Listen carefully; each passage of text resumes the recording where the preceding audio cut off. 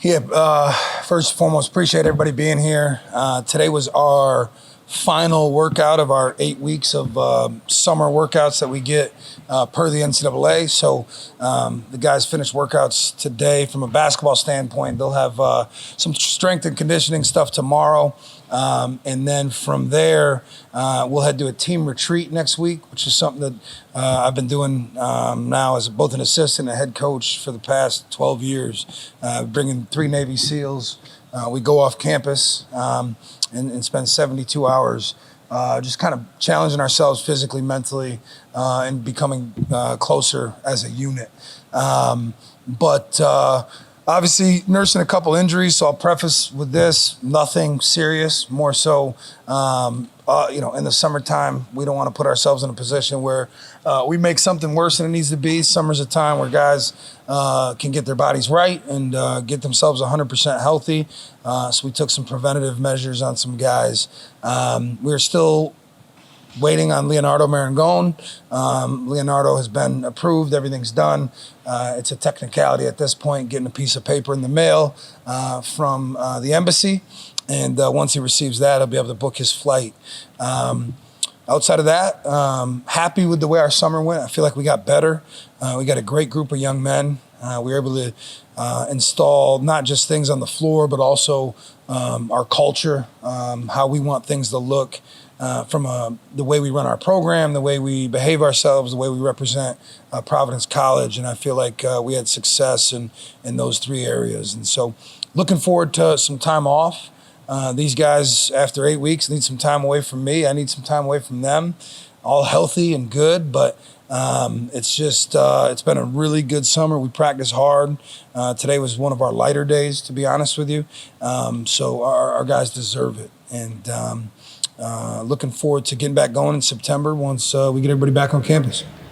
Is there any area in particular that you feel that you still need a lot more work on, or are you happy with overall both sides? Oh, there's a lot of areas we need a lot more work. I mean, it's July, so yeah, we're not anywhere close to being ready to play a basketball game.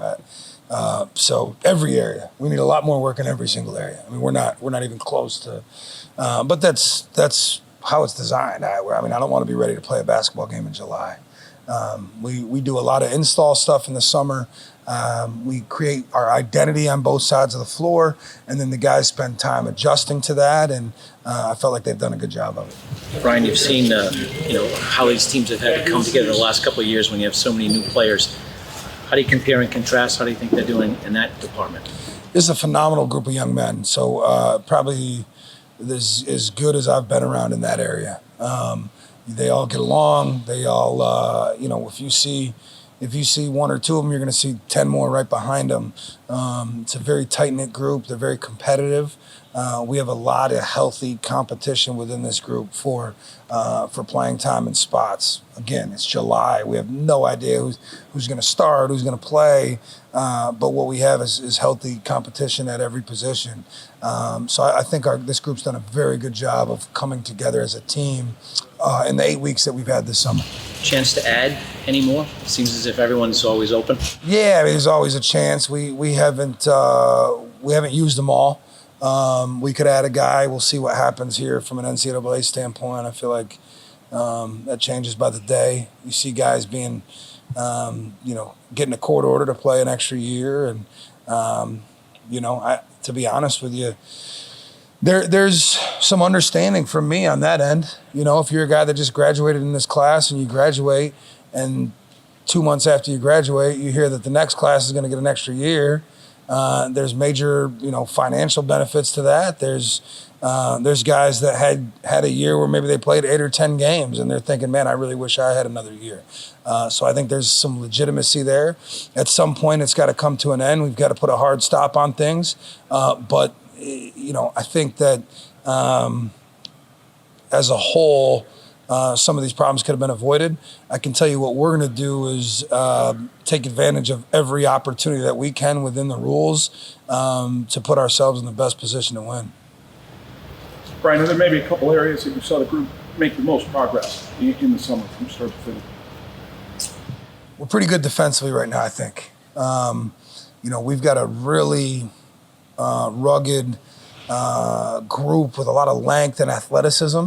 So there was a stretch there where I was trying to figure out if we were really good defensively or really bad offensively. And the more film I watched, I think we've got a chance to be a pretty good defensive group. We recruited a couple very defensive-minded young men, defensive-minded young men, and I think that's been contagious amongst the group.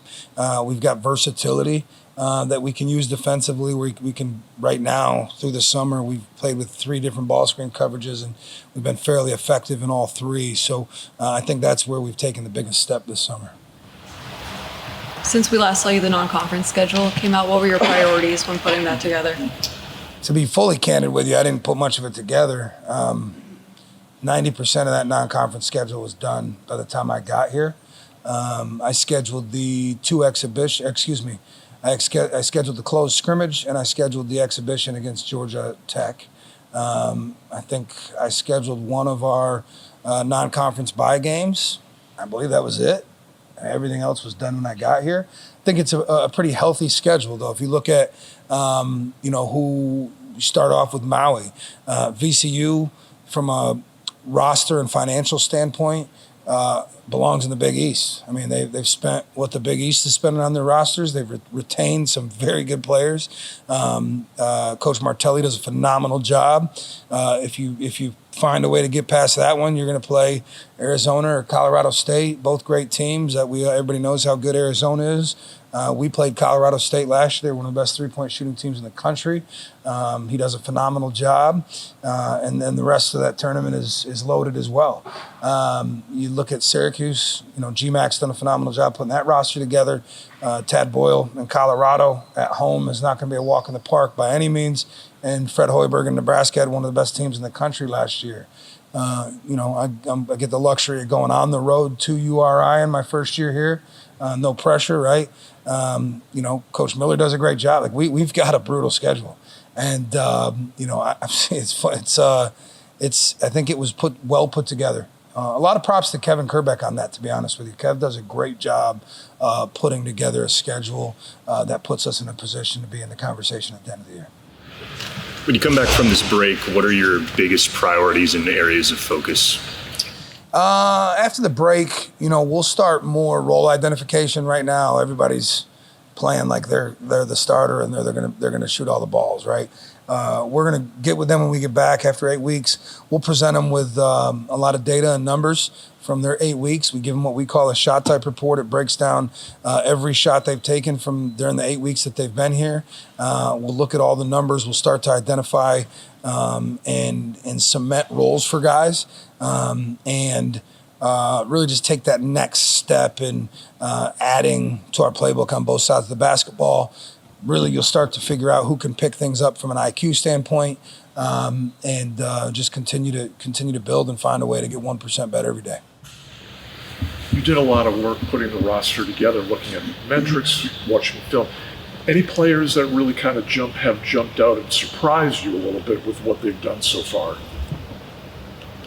No, I mean, I get asked that question a lot, but you said it in the question. We put so much time and energy in the evaluation process that when they get here, it's hard to be surprised because we've watched 90 games. They've played 3 years, or 30 games or 60 games, and when you have all transfers like this, we've got so much data and film on these guys. I will say the lone freshman that we have, because I'm not including Leonardo in that conversation because he hasn't been here, but Clyde's been phenomenal.